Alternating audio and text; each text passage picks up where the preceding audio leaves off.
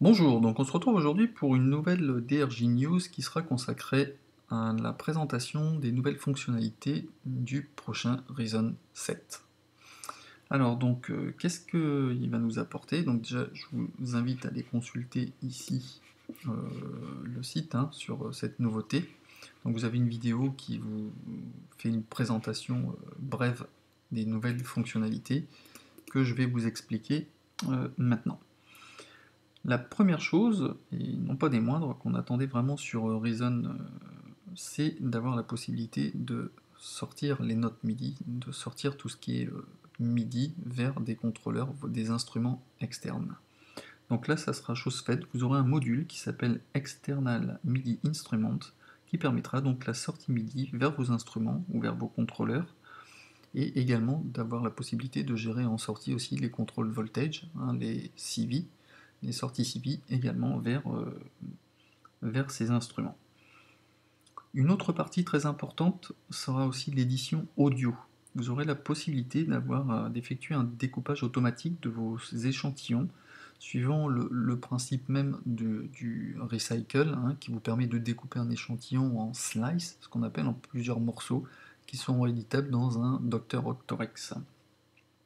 Donc là, tout simplement, clic droit sur votre échantillon audio et vous aurez la possibilité d'effectuer ce qu'on appelle un bounce clip to Rex loop, c'est-à-dire d'exporter votre clip audio au format Rex, une boucle au format Rex. Une autre nouveauté assez importante également au niveau de la console, du mixeur, de la console SSL, ça va être la possibilité d'effectuer en fait rien qu'avec un clic droit sur une piste parallèle que vous pourrez gérer pour mettre des effets ou pour faire par exemple une compression parallèle, ce qu'on appelle la compression du New York. J'avais fait d'ailleurs un tuto sur ce sujet.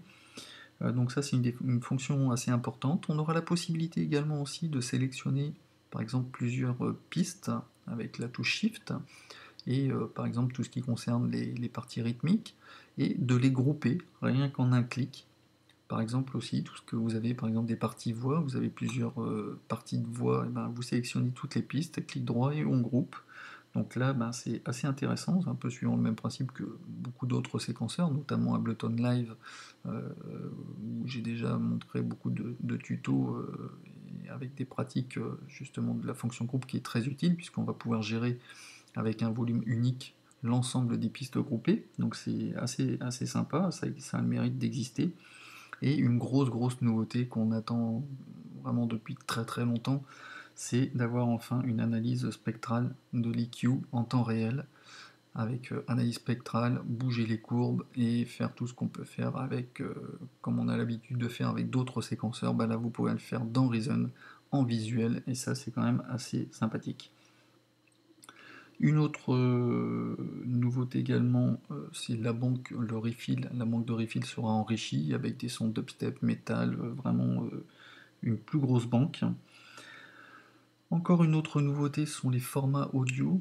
Pour l'instant, il ne gérait que le Wave. Maintenant, Reason va pouvoir intégrer les sons au format MP3, WMA et AAC. Et pour terminer, là ça reste encore assez obscur, il est question d'avoir, alors soit sous forme de module ou d'un effet, je ne sais pas exactement ce qu'il en sera. On parle de Audiomatic Retro Transformer. Alors à quoi ça correspond? Donc on sait que ça sera un effet. En général, qui dit rétro, qui dit effet tube ou effet tape, comme on a l'habitude de l'entendre avec d'autres effets sur d'autres séquenceurs. Donc je vous en dis pas plus là-dessus parce que j'en sais pas plus moi non plus. Au niveau de la date de sortie, donc je vous ai dit ça sera avril-mai, voire juin. Au niveau du prix, si vous avez acheté Reason à partir du 1er mars 2013 ou après, la mise à jour sera gratuite. Pour celles et ceux qui l'ont acheté avant, il vous en coûtera la mise à jour de 129 €. Je vous invite à consulter la vidéo de présentation sur le site des Propeller Head, et à la fin vous aurez un lien direct pour éventuellement participer à la version bêta test, justement pour tester, donner vos impressions et en même temps de savoir si ça convient à vos espérances et si vous voulez acheter donc cette mise à jour au prix de 129 €. Bon bah j'en ai terminé pour cette présentation rapide, hein. J'espère que ben, ça sera une belle version, en tout cas elle est assez prometteuse, il y a beaucoup de choses que moi j'attendais qui seront intégrées dedans, donc bah, j'espère que cette vidéo vous a fait plaisir, hein. N'hésitez pas à partager, laissez vos commentaires et je vous dis à bientôt pour de nouveaux tutos. Allez, ciao!